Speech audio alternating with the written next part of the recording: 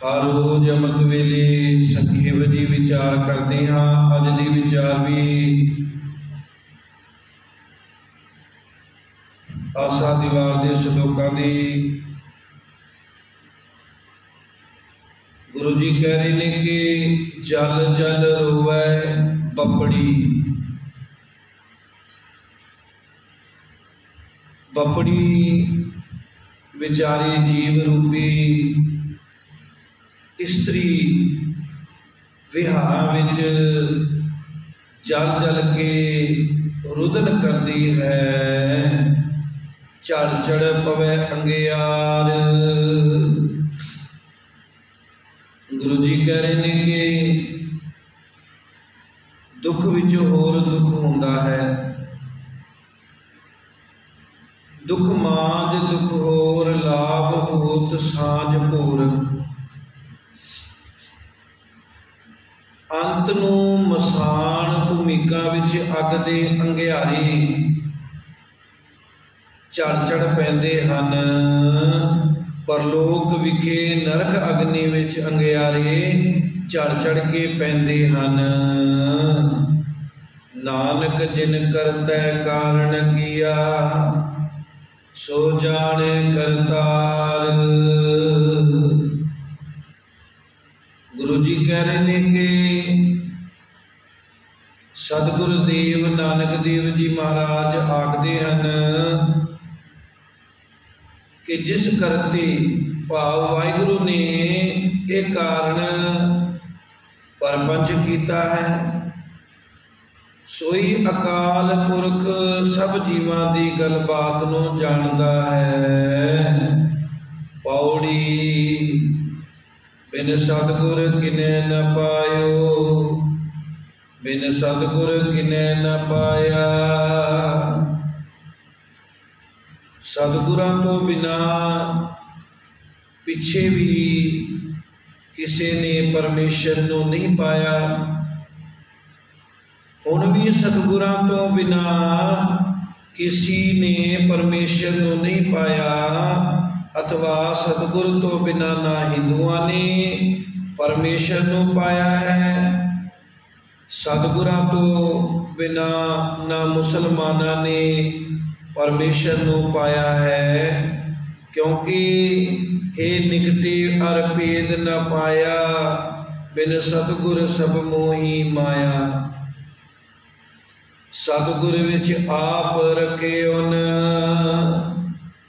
गुरु नानक देव जी कह रहे ने कि क्योंकि सतगुरां विच परमेश्वर ने अपना आप रखिया होया है। गुर परमेश्वर एको जान, कर प्रगट आख सुनाया। ये बचन वेदां शास्त्रां ने प्रगट आके सुनाया है। सतगुर मिलिए सदा मुक्त है, जिन विचों मोह चुकाया। गुरु नानक देव जी आख रहे ने कि सतगुरां नाल मिलन करके सदा मोख की प्राप्ति होंदी है। परंतु जिन्हां ने पहले अपने हिरदे विचों पदार्थां अते संबंधियां दे मोह नूं चुकाया कि दूर कीता है, उत्तम इहो विचार है जिन सच्चे सो चित लाया। गुरु नानक देव जी मुखारबिंद विचों आखरे ने कि ये उत्तर विचार तिन्हां नूं प्राप्त होया है जिन्हां ने सच्चे गुरां दे उपदेश नाल चित नूं लगाया। जिन्हां ने सच्चे वाहिगुरु नाल चित नूं लगाया है, जग जीवन दाता पाया। गुरु नानक देव जी आखते हैं उन्हां पुरुषां ने ही जग जीवन दाता भाव अकाल पुरख नूं पाया है। सलोक महला पहला। शेख ब्रह्म ने बेनती की, ए जीव आउंदा जांदा क्यों है? तो गुरु जी कह रहे ने कि हों विच आया हों विच गया, हंगतां विच जीव आउंदा है, हंगतां विच ही जांदा है। अर्थात माया करके आउंदा है, माया करके जांदा है। हों विच जम्मिया हों विच मूआ। गुरु नानक देव जी आखदे हन, हंगता विच जमदा है, हंगता विच ही मरदा है। होमे विच जगत मुआ, मरदो मरदा जाए।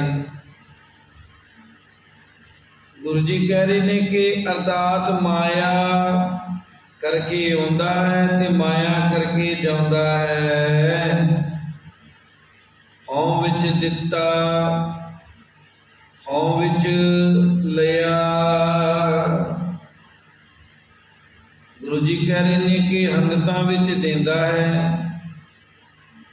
हंगतां विच लेंदा है। हों विच कटिया हों विच खटिया, हों विच गया।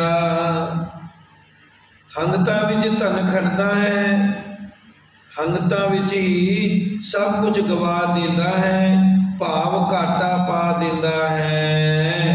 हंगता किहनूं कहंदे? माया नूं। ये माया रूपी हंगता। हों विच सचियार कुड़ियार। गुरु जी आखदे ने कि सच्चाई विच परविरत होना भी हंगता विच है, ते कुड़ियार झूठ विच परविरत होना ही हंगता विच है। ये नियम समझ लवो कि ज्ञान तक जितने को साधन हन, ये सब हंगता विच अर्थात माया विच हन।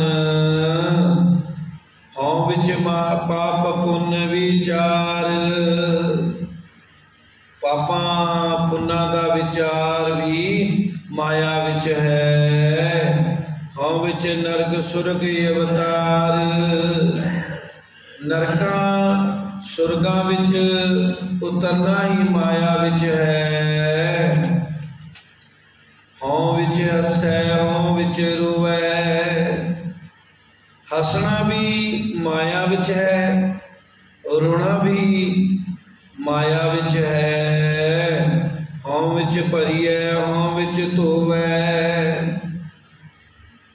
पापां नाल भरना ही हंगता विच है। पापां रूपी मैल दा नाम रूप जल नाल धोना भी माया विच है। हों विच जाति जिनसी खोवै। ब्राह्मण खत्रियों आदि जातियां भी माया विच हन, अते हाथी उठ घोड़े आदि जिनसां भी हंगता विच हन, अते इन्हां जाति अवमान दा खोना भी माया विच है। हों विच मूर्ख हों विच सियाणा। मूर्ख होना भी माया विच है, अते सियाणा होना भी माया विच है। सब माया जाल है, मोख मुक्त की सार न जाना। मोख ते मुक्त केवल मुक्ति दी सार संभाल नहीं जानदा। हों विच माया हों विच छाया। माया माया किनू कहते ने? माया छल विच लगना भी माया विच है, अते छाया अवधिया होनी भी माया विच है। माया विच उस चेतन दा जो छाया प्रतिबिंब पै रहा है, भाव ईश्वर रूप हो रहा है, वो भी माया ही माया विच है। हौमै कर कर जंत उपाया। माया करके ही मुड़ मुड़ के जीवां नूं उत्पत कीता जाता है। शेख ब्रह्म ने बेनती की, हे प्रभु ये जीव किवें तुरे। तो गुरु जी कह रहे ने कि होमै बूझै तां दर सूझै, माया बूझै हंगता बूझै, बूझे जावे भाव दूर होवे, तां दूर दा भाव अंदर ही परमेश्वर सुझै। कि सुझै माने भाव प्रगट होंदा है। बेनती की माया किवें दूर होवे, ज्ञान में होना कथ कथ लूझै। जिस ज्ञान तो बिना ये जीव कथा नो कथ के लूझै। लूझे का भाव झगड़दा अथवा साड़दा है। नानक हुक्मी लिखिए लेख। गुरु नानक देव जी कथन करते हैं जो हुक्मी भाव परमेश्वर हुक्म दे करन वाला है, उसने वेदां शास्त्रां विच ये लेख लिखिया है। जेहा वेखै तेहा वेख। गुरु नानक देव जी कथन कर रहे ने कि हे पुरुषा, जेहो जेही तू अपनी प्रवृत्ति देखदा है, तेहो जिहा तू अपना पुरबला कर्म देख। तेरी चंगी प्रवृत्ति है तां ये समझ के मेरे कोई पुरबले श्रेष्ठ कर्म हन, ते जे माड़ी प्रवृत्ति है तां ये समझ के मेरे कोई पुरबले मंदे भाग हन, कर्म हन।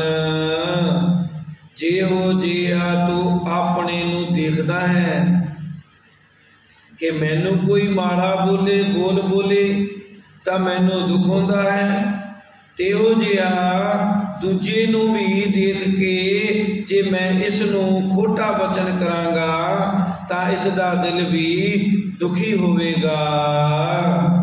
महला दूजा।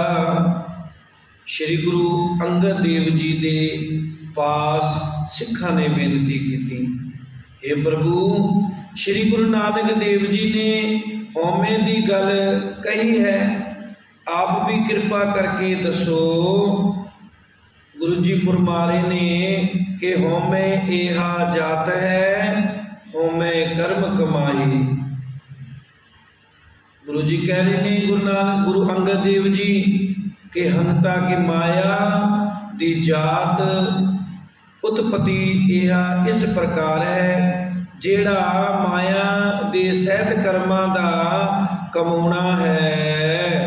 दूसरे प्रश्न का उत्तर, हौमै एही बंधना फिर जोनी पाए। हंगता दई हंग माया दा यही बंधन है, जेड़ा बारंबार 84 लख जून विच पैना है। हौमै किथों उपजै कित संयम ए जाए। इसका अर्थ पहले हो चुका है। हौमे एहो हुक्म है पईए कित बिराई। ये ईश्वर का हुक्म है कि जिस तरह के मत्थे उपर किरत भाव कर्म पए हैं, कर्मा अनुसार ही ये जीव माया करके 84 लख जून विच फिरदा है। हौमै तीरग रोग है दारू पी इस माए।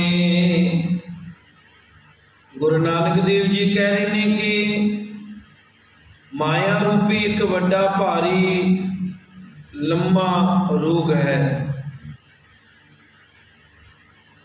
हौमे रोग वड्डा संसार।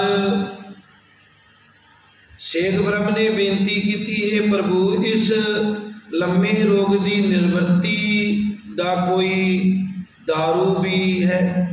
तो सतगुरु देव जी आखते हैं, गुरु नानक देव जी गुरु अंगद देव जी, दारू भी इस दे विच है कि रोग दारू रोग नूं आख्या गया है। कृपा करे जे अपनी ता गुर का शब्द कमाए। ओ परमात्मा जेकर अपनी कृपा दृष्टि करे ता ये जीव गुरां दे उपदेश नूं कमाउंदा है। दुखदाई होमे रूपी रोग दे दूर करन नूं गुरां दा उपदेश जिहड़ा कमावना है इहो दारू है। नानक कह सुनो जनो इत संयम दुख जाए। सतगुरु नानक देव जी आखदे हन, कथन करते हैं कि हे पुरुषो सुनना करो, इस संयम के साधन करके दुखदाई होमे रोगी चला जाता है। सेव कीती संतोखई सच्चो सच ध्याया। गुरु जी कथन करते हैं कि संतोखियां की सेवा की हुई सफली है। संतोखी कौन हैं? सतगुरु जी उत्तर दे रहे ने कि सच निश्चय करके जिन्हां ने सच नाम नूं ध्याया है ओही पुरुष संतोखी हैं। ओनी मंदै पैर न रखियो कर सो किरत धर्म कमाया। उन्हां संतोखियां ने मंदी जगह उपर पैर नहीं रखिया, भाव खोटे रस्ते नहीं चलते, अथवा मन रूपी पैर नूं मंदे संकल्पां विकल्पां विखे नहीं रखिया। पुण्य कर्म करके अपने धर्म नूं कमाया है, अथवा पुण्य कर्म करके रूपी धर्म नूं उन्हां ने कमाया है। ओनी दुनिया तोड़े बंधना अन ना पानी थोड़ा खाया। उन्होंने दुनियावी बंधन सब तोड़ दिते हैं, अन्न थोड़ा खाते हैं अते पानी भी थोड़ा पींदे हैं। तो बख्शिशी अगला, हे अकाल पुरख तू अगला बड़ा बख्शंद है। गुरु अर्जन देव जी महाराज ने लिखा है कि तिया को ढंग गुजा थिए न हित, नानक तैसे कटिया मन में सच्चा मित। नित देव चढ़ै सवाया। हे वाहिगुरु जिसनों आप दिंदे हो उसका निता प्रति सवाए तो सवाया जस चढ़ता है। एक वेर नहीं तू निता प्रति देंदा ही देंदा है, फिर तेरा दिता होया पदार्थ घटदा नहीं, सगों सवाए तो सवाया चढ़े भाव वधदा है। वडियाई वड्डा पाया, वडियाई दे करन नाल वड्डा भाव अकाल पुरख प्राप्त हुंदा है।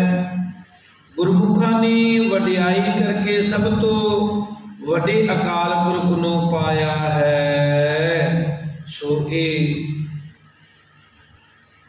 चौथे श्लोक की संपूर्णता हुई। सो पंजवें श्लोक आसा दी वार दी विचार आपां कल नूं करांगे। आप जी संगतां दा कोटान कोट धन्नवाद जो आप जी समय तो समा कढ़ करके वध चढ़ के गुरु दरबार की हाजरी भरते हो अते तन मन धन नाल सेवा करते हो ते गुरु घर दीयां खुशियां प्राप्त कर रहे हो। बस दास की यही बेनती होती है कि आप जी अमृत छको, सिंह सजो, गुरु वाले बनो अते नितनेमी सिंह बनो। अमृत वेला संभालो, गुरु वाले बनो ते गुरु घर दीयां खुशियां प्राप्त करो। उलझकां माफ करनिया बुलाओ फतेह। वाहिगुरु जी का खालसा वाहिगुरु जी की फतेह। तुठा